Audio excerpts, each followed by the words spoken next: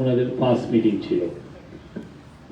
আর আজকের ক্যাবিনেটের প্রথম এজেন্ডা ছিল হচ্ছে ইলেকশন বিষয়ে একটা সাকসেসফুল এবং একটা ঐতিহাসিক ইলেকশন, ফেস্টিভ ইলেকশন করার জন্য ধন্যবাদ প্রস্তাব গ্রহণ। তো চিফ অ্যাডভাইজার সবাইকে ধন্যবাদ দিয়েছেন, পুরো ক্যাবিনেট মেম্বাররা তাদের মতো করে ধন্যবাদ দিয়েছেন, বিশেষ করে হোম অ্যাডভাইজারকে ধন্যবাদ দিয়েছেন। হোম মিনিস্ট্রি তারা চিফ অ্যাডভাইজার যে শব্দটা বলেছেন যে এটা একটা মহা সাফল্য, এটা বাংলাদেশের মানে এর চেয়ে সুন্দর ইলেকশন আমি মানে এর চেয়ে ভালো ইলেকশন বাংলাদেশে হয়েছে কিনা এটা সন্দেহ। এছাড়া হোম মিনিস্ট্রি যতগুলো প্রতিষ্ঠান আছে, ল এনফোর্সিং এজেন্সি আছে, পুলিশ, বিজিবি, কোস্টগার্ড, আনসার, সবাইকে ধন্যবাদ দেওয়া হয়েছে। এবং মিলিটারিকে আপনারা জানেন মিলিটারির খুব প্রশংসনীয়, মানে সশস্ত্র বাহিনী প্রশংসনীয় ভাবে তাদের দায়িত্ব পালন করেছে। আর ক্যাবিনেটে আজকে যেটা বলা হয় যে এটা এই ইলেকশনটা অনেক দিক দিয়ে এটা খুবই অভূতপূর্ব সাফল্য অর্জন করেছে। একটা বড় বিষয় সবাই যেটা তুলে ধরেছেন যে এটা একটা এমন একটা ইলেকশন হয়েছে যেখানে ফর দি ফার্স্ট টাইম আমরা একটা ভালো একটা অপোজিশনকে দেখতে পাবো। যেই অপোজিশনে থাকছে আপনারা জানেন যারা খুনের যারা শিকার হয়েছেন তারা থাকছেন, যারা জুলাই রেভলিউশনের সাথে সম্মুখ সারিতে ছিলেন তারা থাকছেন, এবং পুরো বাংলাদেশের সোসাইটিকে একটা ব্রড বেস একটা রিপ্রেজেন্টেশন হয়েছে। আর এই প্রথমবারের মতো আজকের ক্যাবিনেট মিটিং এ বলা হয় যে আমরা আপনারা জানেন যে আনফরচুনেটলি আমাদের আগের ইলেকশন গুলোতে মাইনরিটিদের উপর মানে পোস্ট ইলেকশন আমরা ভায়োলেন্সে তারা শিকার হতে দেখেছি। তো এখন পর্যন্ত আমরা এরকম কোনো এই প্রথমবারের মতো কোনো ইলেকশনের পরে আমাদের যারা রিলিজিয়াস মাইনরিটি ভাই বোনরা আছেন তাদেরকে আমরা কোনো শুনি নাই যে তাদের কোনো বাড়ি ঘরে কোনো হামলা হয়েছে বা ইয়ে হয়েছে। এবং তারা অনেকেই তারা আপনারা দেখেছেন ভোট কেন্দ্রে তারা আনন্দ চিত্তে ফেস্টিভ মুডে তারা ভোট প্রদান করেছেন।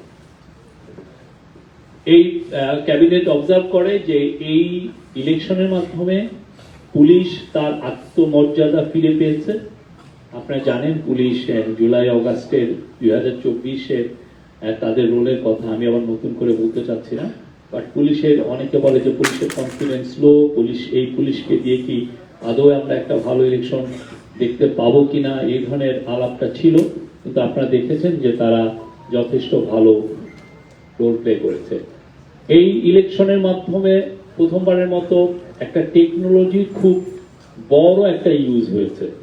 বডি অন ক্যামেরা মূলত চিফ অ্যাডভাইজার নিজে পুলিশ হেডকোয়ার্টারে বসে 1.5 ঘন্টার মতো উনি অবজার্ভ করেছেন, বিভিন্ন 13টি কেন্দ্রে উনি কথা বলেছেন, এটা 17টি কেন্দ্রে উনি কথা বলেছেন। এবং এই কানেকশনটা এমন না যে আপনার ঘন্টা করে ওই সাথে সাথে ধরা যাচ্ছে, সাথে সাথে ভোটাররা দেখা যাচ্ছে যে ভোটাররা ভোট দিচ্ছেন বা বাইরে দাঁড়িয়ে আছেন এইরকম। এটা একটা অভূতপূর্ব টেকনোলজি এবং ক্যাবিনেট আশা করে যে এটার আরো যখন বিস্তৃত ডেপ্লয়মেন্ট হবে সামনের ইলেকশন গুলো এটা আরো ভালো রেজাল্ট দিবে।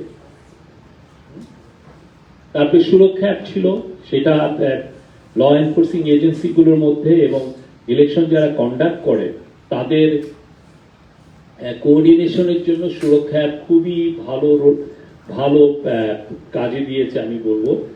আর আরেকটা হচ্ছে সিসিটিভিও খুব হেল্পফুল ছিল। হোম অ্যাডভাইজার তার বক্তৃতায় বলেন যে সোফার যদি ইলেকশনের পরে 4 জনের মৃত্যুর কথা জানা যাচ্ছে, তার মধ্যে ট্রুলি সত্যিকার অর্থে ইলেকশন রিলেটেড ভায়োলেন্সে মারা গিয়েছেন 1 জন।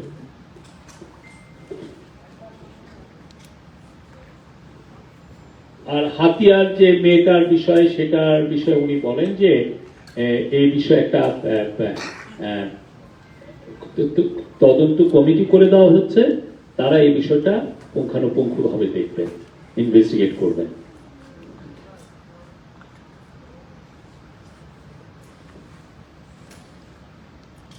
চিফ অ্যাডভাইজার বলেছেন যে বডি অন ক্যামেরা এখন থেকে বাংলাদেশের যে কোনো ইলেকশন ম্যানেজমেন্টে এখন উইল নাও বি এ মানে কি পার্ট অফ ইলেকশন ম্যানেজমেন্ট।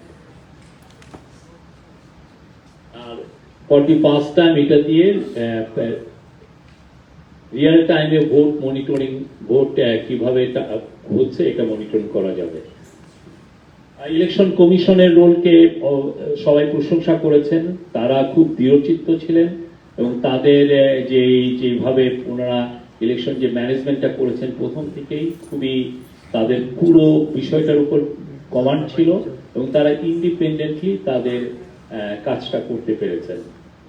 আর আজকে এতে বলা হয় যে এই প্রথমবারের মতো এই ইলেকশনটা ছিল সবচেয়ে কম ভায়োলেন্স হয়েছে এই প্রথম এই ইলেকশনে। আজকের মিটিং এ বলা হয় যে যেটাকে আমরা বলি যে সবচেয়ে ভালো ইলেকশন এর আগে সেই 1991 সালের পোস্ট এরশাদের পতনের পরে যে ইলেকশনটা হয়েছিল সেইটাকে সোফার বলা হতো যে সবচেয়ে ভালো ইলেকশন। সেই ইলেকশনে 87টা কেন্দ্রে ভায়োলেন্স হয়েছিল।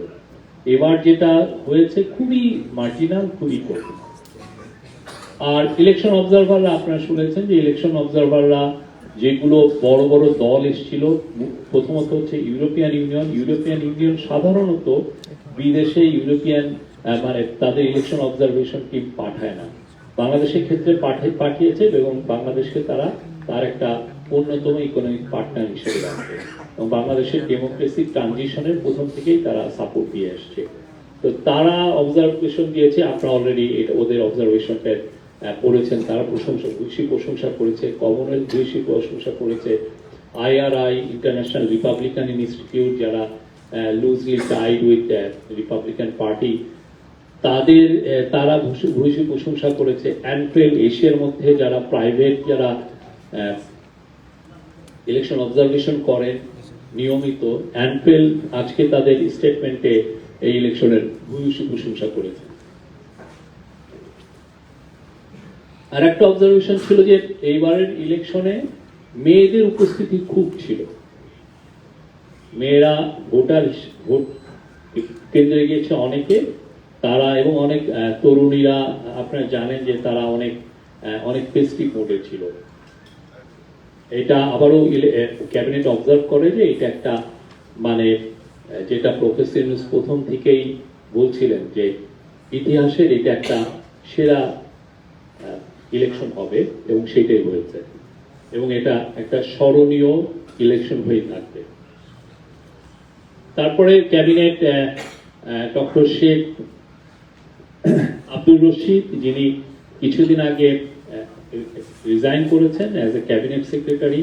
আপনি জানেন যে ক্যাবিনেট সেক্রেটারি পজিশন আমাদের যে ব্যুরোক্রেসির মধ্যে সবচেয়ে ইম্পর্টেন্ট পজিশন। উনি ক্যাবিনেটের সাথে ব্যুরোক্রেসির একটা মেলবন্ধন করেন এবং এই যে ক্যাবিনেটে যে মিটিংগুলো হয়, যে ক্যাবিনেটে যে লগুলো আলোচনা হয় সেগুলোর বিষয়ে তার যথেষ্ট কন্ট্রিবিউশন থাকে এবং উনি এই ডিসকাশনে থাকেন এবং এই রুলস অফ বিজনেস অনুযায়ী দেখেন এগুলো ঠিক হচ্ছে কিনা।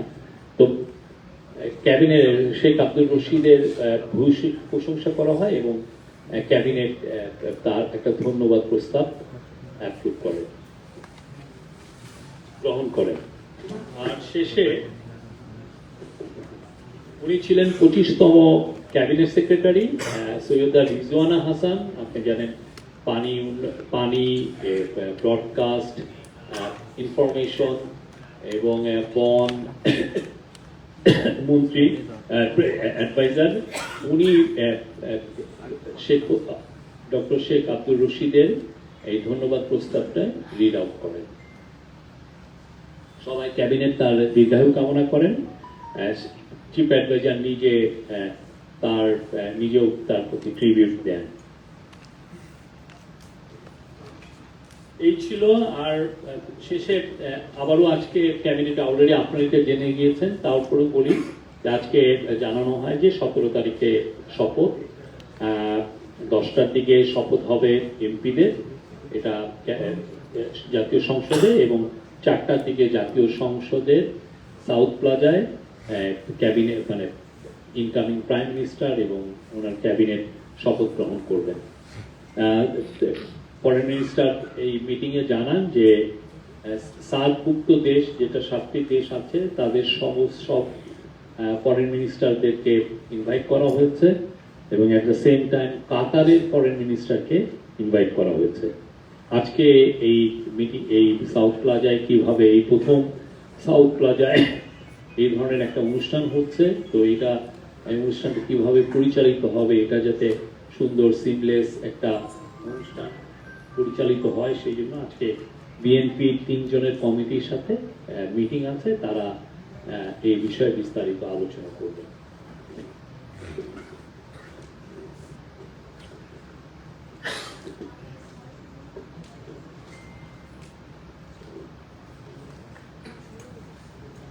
আর ক্যাবিনেটের শেষ বক্তব্য রাখেন চিফ অ্যাডভাইজার। আবার সবাই তারপর কলিগদেরকে ধন্যবাদ দেন, এবং উনি বলেন যে ওনার লাস্ট রিমার্কটা ছিল যে we are lucky people who got the opportunity to serve the nation.